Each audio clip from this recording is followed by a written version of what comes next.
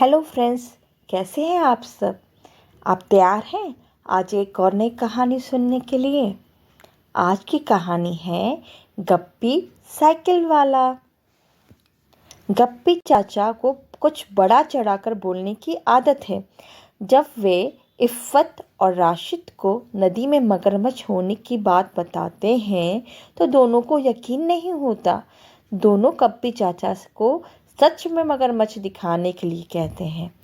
आपको क्या लगता है जब वे नदी पे जाएंगे तो उन्हें क्या मिलेगा? आइए देखते हैं। देखो बच्चों, ये है गप्पी साइकिल वाला। साइकिल की दुकान वाला गप्पी था।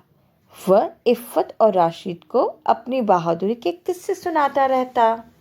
कभी कहता कि मैं एक बार बाघ से लड़ा था। कभी कहता कि मैं एक बार पहाड़ पर साइकिल से चला गया था। कभी कहता जंगल से रोज एक हाथी मुझसे मिलने आता है।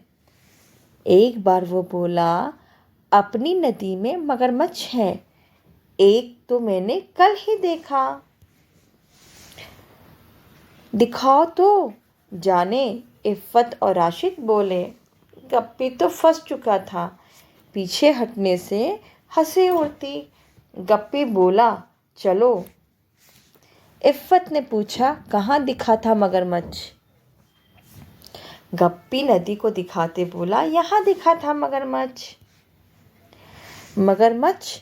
राशिद जोर से चिल्लाया। इफ़्फ़त ने देखा कि सचमुच का मगरमच्छ गप्पी की तरफ बढ़ा चला आ रहा था। पर गप्पी को तो लगता था कि कोई भी मगरमच्छ नदी में नहीं है। मैंने तो ऐसे ही बोला था।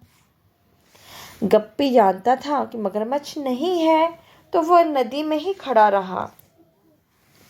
बाद में इफ़्फ़त और राशिद ने गप्पी को बाहर निकाला। मगरमच्छ को देखकर गप्पी थर-थर काँप रहा था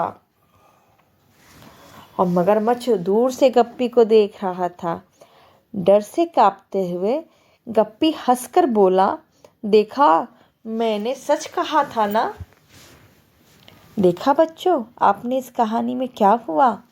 गप्पी ने झूठ मूठ में मगरमच्छ का होना बताया था, लेकिन उसे क्या पता था ये बात सही है। और अगर वो बच्चों ने उसे नहीं बचाया होता तो आज गप्पी क्या होता, मर जाता। इसीलिए हमें कभी भी झूठ नहीं बोलना चाहिए, क्योंकि झूठ बोलने से हमेशा नुकसान होता है। समझ में आया बच्चों आपको? फिर मिलते हैं अगली कहानी में अगले दिन। Bye bye.